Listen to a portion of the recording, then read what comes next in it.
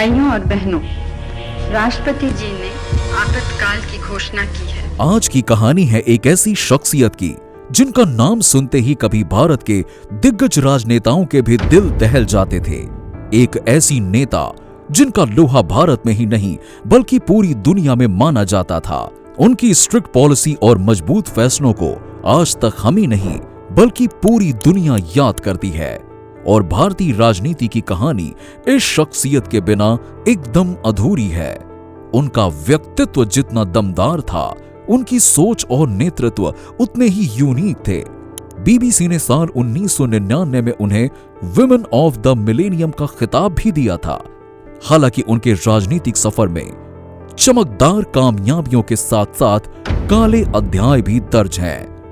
साल 1971 की ऐतिहासिक जीत और ग्रीन रेवोल्यूशन जैसे सक्सेसफुल अध्याय जितने यादगार हैं, इमरजेंसी और ऑपरेशन ब्लू स्टार जैसी कंट्रोवर्सीज भी उतने ही गहरे हैं। उनकी स्ट्रिक्ट पॉलिसीज ने उन्हें हमेशा घेरे में रखा, लेकिन उनके द्वारा लाए गए सामाजिक बदलावों की बात आज भी होती है। तो आखिर भारत की राजनीति में इतना बड़ा नाम बनने वाली ये महिला कौन है? क्यों इस महिला को इंडियन आयरन लेडी कहा गया? क्या आप अंदाजा लगा सकते हैं? अगर नहीं तो चलिए हम आपको बताते हैं और इनकी जिंदगी के हर उतार चढ़ाव से आपको रूबरू कराते हैं। तो चलिए इस कहानी को शुरू करते हैं। ये कहानी है आजाद भारत की पहली और अब तक की एकमात्र महिला प्रधानमंत्री the Indian iron lady Indira Gandhi की। 19 नवंबर 1917 इलाहाबाद के आनंद भवन में एक कश्मीरी पंडित परिवार में इंदिरा प्रियदर्शनी का जन्म हुआ। वो पंडित जवाहरलाल नेहरू और श्रीमती कमला नेहरू की इकलौती संतान थी। बचपन में उन्हें खूब प्यार मिला, लेकिन सिंगल चाइल्ड होने की वजह से उनका जीवन अकेलेपन से भरा रहा।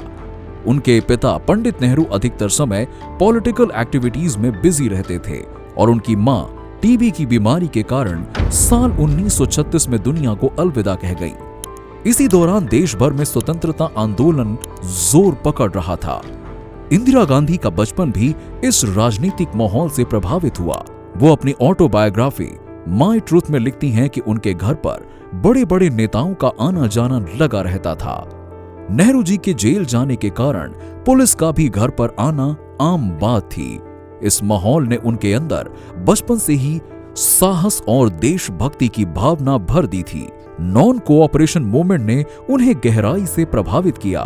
जब उनकी एक रिश्तेदार विदेश से कपड़े और गुड़ियां लेकर आई तो उन्होंने ये कहते हुए उन्हें लेने से इनकार कर दिया कि ये देश की आजादी के लिए लड़ने वालों का अपमान होगा।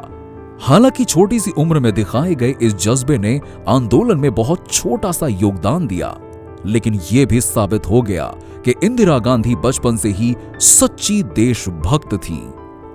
बात करें इनके फॉर्मल एजुकेशन की तो इंदिरा गांधी ने साल 1934 में अपनी मैट्रिकुलेशन पूरी की, लेकिन स्कूल नियमित रूप से अटेंड नहीं कर पाईं और ज्यादातर शिक्षा घर पर ही हुई।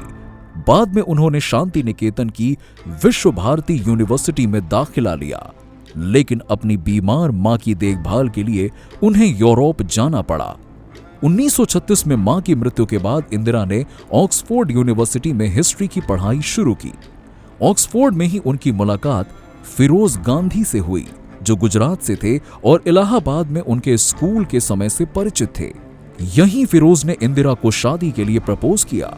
हालांकि इस दौरान इंदिरा की सेहत खराब रहती थी और ट्रीटमेंट के लिए उन्हें बार बार स्विट्जरलैंड जाना पड़ता था। हेल्थ और दूसरे कारणों से उन्हें साल 1941 में पढ़ाई को बीच में छोड़कर भारत लौटना पड़ा। इसके बावजूद इंदिरा ने खुद को सेल्फ एजुकेट किया। उन्होंने पंडित नेहरू के लिखे पत्रों से प्रेरणा ली, जो बाद में glimpses of the world history नामक किताब में प्रकाशित हुए। उनके जीवन में ट्रैवलिंग और सोशल कॉन्फ्लिक्ट ने भी बड़ी भूमिका निभाई, जिससे उन्होंने अपने नॉलेज और समझ को नई ऊंचाइयों तक पहुंचाया। साल 1941 में भारत लौटने के बाद इंदिरा गांधी भी आजादी की लड़ाई में एक्टिव हो गईं। साल 1942 में भारत छोड़ो आंदोलन शुरू होने से पहले ही उनकी शादी फिरोज गांधी से हो गई। शादी के बाद दोनों ने स्वतंत्रता संग्राम में बढ़ चढ़कर हिस्सा लिया। इस दौरान दोनों कई बार जेल गए। इसी बीच इंदिरा को लाल बहादुर शास्त्री के नेतृत्व में काम करने का मौका मिला, जिनसे वो बहुत इंस्पायर हुई। इन कठिन वर्षों के दौरान इंदिरा ने 2 बेटों 1944 में राजीव गांधी और 1946 में संजय गांधी को जन्म दिया। हालांकि वो अपने बच्चों को ज्यादा समय नहीं दे पाई, लेकिन उनके बीच एक गहरा रिश्ता बना रहा। साल 1947 में जब देश को आजादी मिली तो भारत और पाकिस्तान के बंटवारे ने पूरे देश को दंगों की आग में झोंक दिया। इस कठिन समय में इंदिरा को महात्मा गांधी से इंस्पिरेशन मिलती है और वो भी रिलीफ ऑपरेशंस चलाने लगती हैं। वो न केवल दंगों को शांत करने में जुटी, बल्कि अपनी जान की परवाह किए बिना लोगों की मदद करती हैं। इंदिरा गांधी के जीवन का ये फेज उनकी हार्डनेस और डेडिकेशन का सिंबल है। इसके बाद उन्होंने पॉलिटिक्स में कदम रखा। तब उनकी जिंदगी ने एक नया मोड़ लिया। इंदिरा गांधी की असली पॉलिटिकल करियर साल 1959 में शुरू होता है, जब उन्हें भारतीय राष्ट्रीय कांग्रेस का अध्यक्ष चुना गया। वो प्रधानमंत्री नेहरू के बाद सेंट्रलाइज्ड कैबिनेट में एक इन्फ्लुएंशियल रोल निभाती हैं। 1964 में नेहरू जी के निधन के बाद इंदिरा राज्यसभा की मेंबर चुनी गईं और लाल बहादुर शास्त्री की कैबिनेट में इंफॉर्मेशन एंड ब्रॉडकास्टिंग मिनिस्टर बनी। साल 1966 में जब शास्त्री जी का अचानक निधन हुआ तो भारतीय राजनीति में उथल-पुथल मच गई। कांग्रेस पार्टी के भीतर अगला प्रधानमंत्री बनने को लेकर विवाद छिड़ गया। उस समय देश कई चुनौतियों से जूझ रहा था। भारत पहले ही 2 युद्धों का सामना कर चुका था और इकोनॉमी भी कमजोर थी। साल 1966 का भयानक सूखा, फूड क्राइसिस और महंगाई लेकर आया। ऐसे में देश की बागडोर किसके हाथ सौंपी जाएगी, ये बड़ा सवाल था। इंदिरा गांधी इस पद की दावेदार थीं, लेकिन उनकी राह आसान नहीं थी। उन्हें अपनी ही पार्टी से पूरा सपोर्ट नहीं मिल रहा था। बावजूद इसके इंदिरा गांधी ने इस चुनौतीपूर्ण समय में पेशेंस और डिप्लोमेसी से अपनी स्थिति मजबूत की, जिससे उनकी राजनीतिक विरासत की नींव पड़ी। वैसे इंदिरा गांधी के प्रधानमंत्री बनने की राह आसान नहीं थी। शास्त्री जी के निधन के बाद देश पॉलिटिकल और इकोनॉमिक क्राइसिस से गुजर रहा था। कांग्रेस के अंदर प्रधानमंत्री पद के लिए मोरारजी देसाई एक मजबूत दावेदार थे, लेकिन पार्टी के सीनियर लीडर्स, जिन्हें सिंडिकेट कहा जाता था, मोरारजी का सपोर्ट नहीं करते, क्योंकि उनसे उनका वर्चस्व कम हो सकता था। समझौते के तहत उन्होंने इंदिरा गांधी को प्रधानमंत्री बना दिया, जिन्हें राम मनोहर लोहिया गूंगी गुड़िया कहकर तंज कसते थे। सिंडिकेट का मानना था कि इंदिरा गांधी उनकी हर बात मानेंगी, लेकिन यह उनकी सबसे बड़ी भूल साबित हुई। प्रधानमंत्री बनने के बाद इंदिरा गांधी ने अपनी ताकत का प्रदर्शन करना शुरू कर दिया। साल 1967 में उन्होंने भारत को फूड क्राइसिस से उबारने के लिए ग्रीन रेवोल्यूशन की शुरुआत की। उस समय भारत अपनी फूड सप्लाई के लिए अमेरिका पर डिपेंड था, लेकिन वियतनाम युद्ध में अमेरिका का सपोर्ट न करने पर वो भारत को अपमानित कर रहा था। इंदिरा गांधी ने तय किया कि भारत को फूड प्रोडक्शन में इंडिपेंडेंट बनना होगा और कुछ ही वर्षों में ये कोशिश सफल हुई। इसके बाद साल 1969 में राष्ट्रपति चुनाव के दौरान इंदिरा गांधी ने वीवी गिरी को सपोर्ट किया, जबकि सिंडिकेट ने नीलम संजीव रेड्डी का। वीवी गिरी की जीत इंदिरा गांधी की सिंडिकेट पर बड़ी विजय थी। इसके बाद कांग्रेस 2 भागों में बंट गई। कांग्रेस आर, जिसका नेतृत्व इंदिरा गांधी ने किया, और कांग्रेस ओ, जिसका नेतृत्व मोरारजी देसाई ने किया। इस दौरान इंदिरा गांधी ने अपनी सरकार में कई बड़े और साहसिक फैसले किए। 14 प्रमुख बैंकों का नेशनलाइजेशन किया, जिससे रूरल इकोनॉमी को फायदा हुआ। इसके बाद उन्होंने कोयला, स्टील और इंश्योरेंस जैसे सेक्टर्स का भी नेशनलाइजेशन किया। उनके प्रयासों से मेघालय, त्रिपुरा, मणिपुर और हरियाणा जैसे राज्य अस्तित्व में आए। साल 1971 के चुनाव में उन्होंने गरीबी हटाओ का नारा दिया, जो जनता के बीच बहुत पॉपुलर हुआ। विपक्ष के तमाम विरोधों के बावजूद इंदिरा गांधी भारी बहुमत से चुनाव जीती, लेकिन जल्द ही उनके नेतृत्व का कंट्रोवर्शियल दौर आने वाला था।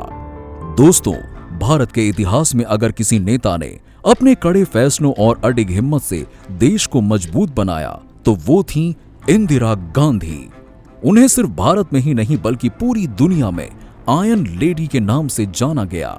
कारण था पाकिस्तान के 93,000 सैनिकों का भारत के सामने सरेंडर। दरअसल इंदिरा गांधी ने साल 1971 में भारत पाकिस्तान युद्ध में एक ऐतिहासिक जीत दिलाई। बांग्लादेश के स्वतंत्रता संग्राम के दौरान ईस्ट पाकिस्तान से शरणार्थियों की बाढ़ भारत में आ रही थी। इंदिरा ने दृढ़ निश्चय के साथ भारतीय सेना को ईस्ट पाकिस्तान पर आक्रमण करने का आदेश दिया और सिर्फ 13 दिनों में बांग्लादेश एक स्वतंत्र देश बन गया। इस जीत ने इंदिरा गांधी की इमेज को इंटरनेशनल लेवल पर और भी ऊंचा कर दिया। साल 1974 में उन्होंने भारत का पहला शांतिपूर्ण न्यूक्लियर टेस्टिंग करवाई, जिसने भारत को एक पावरफुल नेशन के रूप में स्टैब्लिश्ड किया। लेकिन दोस्तों, उनकी राजनीतिक यात्रा सिर्फ उपलब्धियों तक सीमित नहीं रही। घरेलू स्तर पर उनकी चुनौतियां बढ़ती ही गईं। बढ़ती बेरोजगारी, इकोनॉमिक क्राइसिस और 1971 के चुनावों में इंदिरा की कंट्रोवर्शियल जीत की वजह से पूरे देश में प्रोटेस्ट शुरू हो गए। और साल 1975 जब इलाहाबाद हाई कोर्ट ने उनके चुनाव को ही अवैध घोषित किया और उन्हें 6 साल तक चुनाव लड़ने से रोक दिया। इसके बाद तो इंदिरा गांधी ने साहसिक कदम उठाते हुए देश में इमरजेंसी की घोषणा कर दी। 21 महीने तक चली इस इमरजेंसी में सिविल राइट्स को सस्पेंड कर दिया गया, विपक्ष के नेताओं को जेल में डाल दिया गया और मीडिया पर सख्त पाबंदियां लगाई गईं। हालांकि इस फैसले के कारण उन्हें 1977 में चुनाव में हार का सामना करना पड़ा, लेकिन साल 1980 में उन्होंने फिर से सत्ता में वापसी की। उनकी वापसी ने एक बार फिर से यह साबित कर दिया कि वो भारत की सबसे मजबूत राजनीतिक शख्सियतों में से एक थीं। लेकिन उनकी अगली चुनौती और भी कठिन थी। साल 1980 के दशक में पंजाब में खालिस्तान आंदोलन तेज हो गया। देश को एकजुट रखने के लिए उन्होंने ऑपरेशन ब्लू स्टार चलाया। इस ऑपरेशन में भारतीय सेना ने अमृतसर के स्वर्ण मंदिर के अंदर छुपे आतंकवादियों को मार गिराया। लेकिन इस फैसले का भारी विरोध हुआ और इसका परिणाम बेहद दुखद साबित हुआ। 31 अक्टूबर 1984 की सुबह इंदिरा गांधी को उनके ही 2 सिख बॉडीगार्ड्स सतवंत सिंह और बेअंत सिंह ने गोली मार दी और भारत की आयरन लेडी सदा के लिए अपने देश और अपनों को अलविदा कह गईं। ये घटना न केवल भारत के लिए बल्कि पूरी दुनिया के लिए एक बड़ा झटका थी। उनकी मृत्यु के बाद उनके बेटे राजीव गांधी ने प्रधानमंत्री पद की शपथ ली। इंदिरा गांधी की कहानी सिर्फ एक राजनेता की नहीं बल्कि एक ऐसी महिला की है जिसने अपने साहस, धैर्य और नेतृत्व से इतिहास रच दिया। उनकी जिंदगी हमें सिखाती है कि कठिन परिस्थितियों में भी अपने लक्ष्य पर डटे रहना ही सच्ची जीत है। इंदिरा गांधी पर भले ही इमरजेंसी इलेक्शन को लेकर कई आरोप लगे और आज भी लोग इसका जिक्र करते हैं, लेकिन उनके जैसी राजनेता आज तक नहीं हुई, ये भी एक सच है। वैसे आपको क्या लगता है, हमें कमेंट में जरूर बताइए। अगर आपको वीडियो पसंद आया हो तो इसे लाइक और शेयर करें और ऐसे ही वीडियोस के लिए चैनल को सब्सक्राइब करना ना भूलें।